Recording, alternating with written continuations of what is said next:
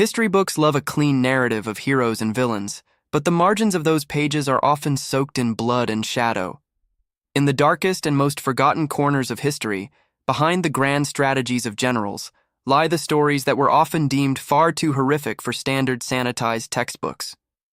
One such shadow fell over the United Kingdom in 1940, when a wave of paranoia swept the Isles. It was the era of the collar-the-lot policy, a mandate that saw thousands of innocent civilians suddenly branded as dangerous enemies of the state. Among them was Giovanni, a man whose hands were more accustomed to the aroma of roasted coffee than the cold steel of a cage. For years, his small London cafe had been a sanctuary of peace, but that peace was shattered one morning when the authorities arrived. Without a trial or a chance to say goodbye to his sobbing wife, Giovanni was hauled away. He was stripped of his dignity and marched toward the docks of Liverpool, where the massive hull of the SS Arandora Star waited like a leviathan in the gray morning mist, destined for the treacherous Atlantic. The vessel was never meant to hold what it did. Over 1,500 men were packed into its guts, a filthy mixture of Italian civilians, innocent priests, German refugees, and a handful of prisoners of war.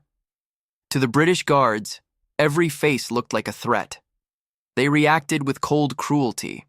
Heavy barbed wire was strung across the decks, turning the ship into a floating prison. Below deck, the air was a stagnant and heavy soup of sweat and fear.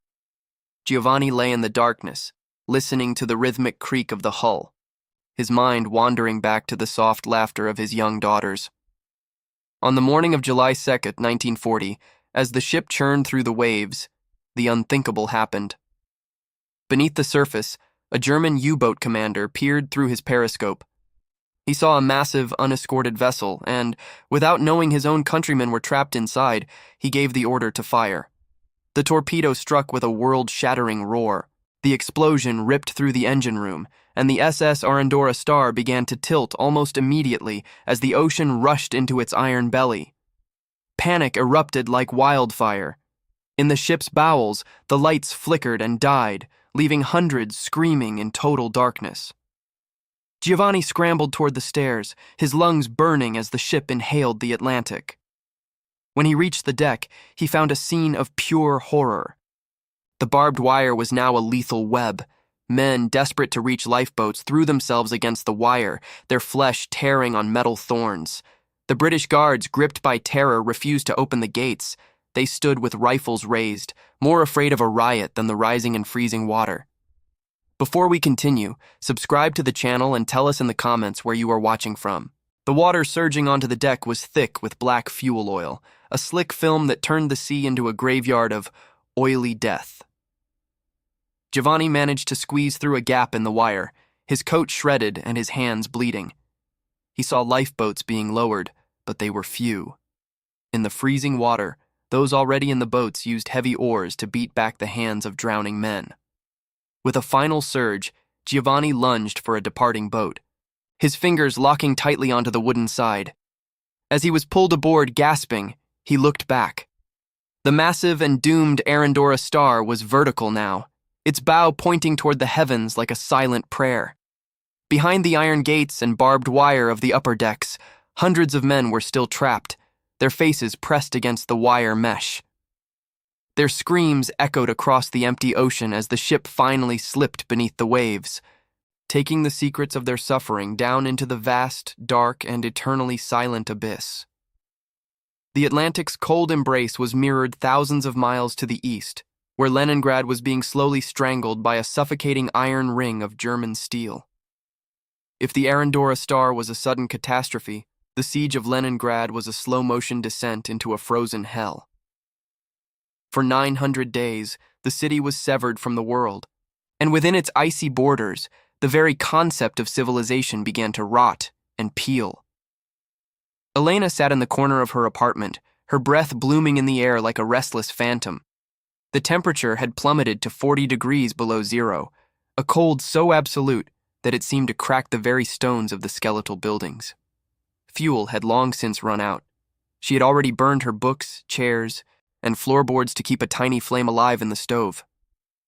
Her 2 children lay huddled beneath a mountain of heavy coats, their faces so thin they looked like fragile porcelain masks. Every time they coughed, a piece of Elena's soul seemed to wither and die. In those desperate days, hunger was not merely a feeling, it was a heavy physical weight. It was a gnawing, pulsating beast that lived inside the stomach, devouring hope before it moved on to the muscle and bone. Elena's days were a grueling hunt for anything that could be swallowed. She had spent hours boiling the leather from old suitcases, hoping to extract protein. When the leather was gone, she turned to the walls, scraping paste from behind the wallpaper and boiling the flakes into a thin sludge that tasted of chemicals. It was barely enough to stop the stomach from cramping. The official ration was a small lump of bread, a dark sodden mass comprised of sawdust, cottonseed, and cellulose, often flavored with the sweepings from the bakery floors. Elena would watch her children eat their portion with a terrifying intensity, their tiny hands trembling as they tried to catch every single crumb. She would often lie to them, claiming she had already eaten her share, while her own head throbbed with the dull, rhythmic ache of total starvation. The freezing air inside the room was a silent witness to their slow decay. As winter deepened, the city transformed into a graveyard of ice. Social order didn't just break, it inverted. The streets were lined with the dead, frozen solid in the positions they had fallen, their bodies often remaining there for weeks as the living lacked the strength to bury them. In this vacuum of morality, the shifters emerged, residents who had abandoned their humanity to survive. They haunted the black markets, trading family heirlooms for jars of jellied meat that had no identifiable source, a commodity more precious and terrifying than gold. The psychological toll was a slow poisoning. One afternoon, a longtime neighbor stopped her in the stairwell. His eyes were sunken, but burning with a feverish light. He reached into his coat and produced a small bundle, whispering that he had extra meat from a relative who had passed. Elena's hands shook as she unwrapped the cloth, hoping for horse meat. But as the pale, sinewy flesh was revealed, the shape was undeniably wrong. She looked into the man's eyes and saw a void where his soul had once been. He wasn't offering kindness, he was inviting her into his nightmare. She dropped the meat and fled, her heart hammering like a trapped bird. That night, Elena looked at her youngest child and saw the light of life dimming. With a trembling hand, she reached into her pocket and pulled out her last scrap of sawdust bread, the final bit of her own strength. She softened it with melted snow and pressed it into the child's mouth, knowing she would not survive the night. She lay down beside them, pulling the rags tight. Then, a new sound emerged, a soft, methodical scratching at her door. It was the hunters who no longer saw her as a neighbor, but as prey. While the ice of Leningrad froze the body, the secret facilities of Harbin, China, were designed to freeze the human soul.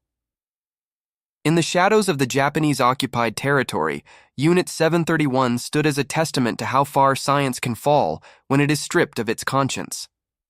Dr. Ken Yuasa, a young and idealistic medic, arrived at the gates of this sprawling complex expecting to fight the invisible enemies of disease.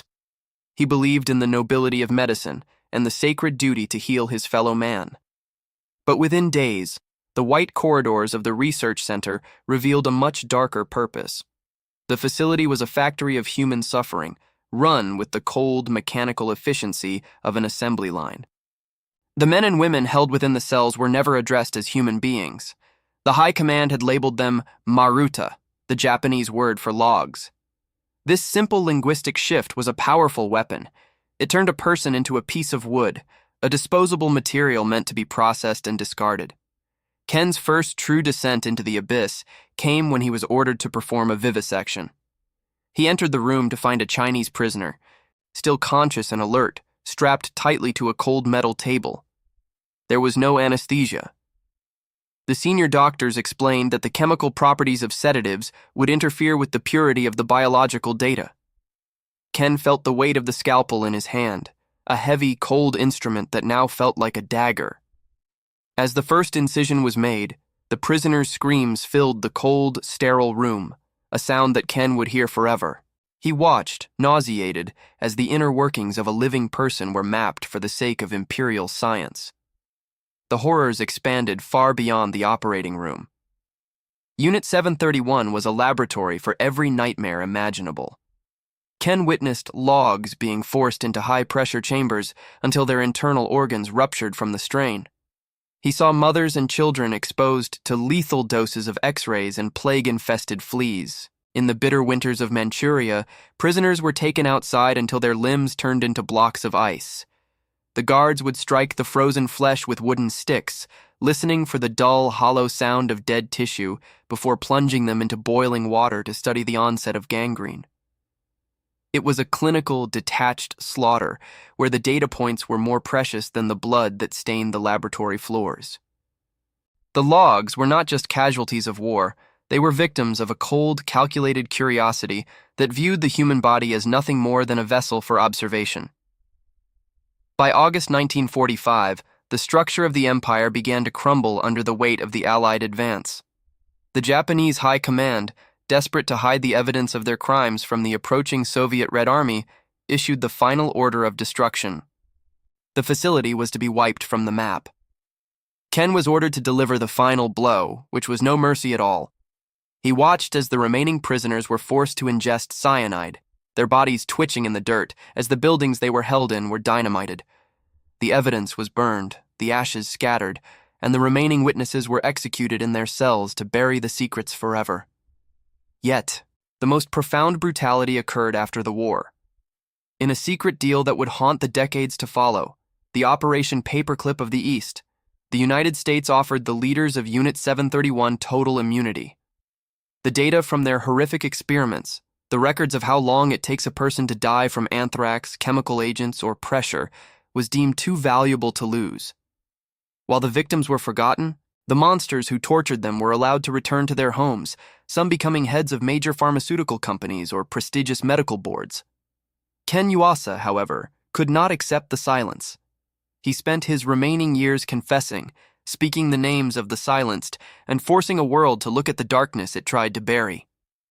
He understood that the greatest atrocity is not just the physical act itself, but the decision to treat the cost of a human soul as a mere footnote in the pursuit of scientific progress. We are left to wonder if any knowledge gained through such depravity can ever be used to truly heal, or if it simply poisons every hand that touches the history of such a monumental betrayal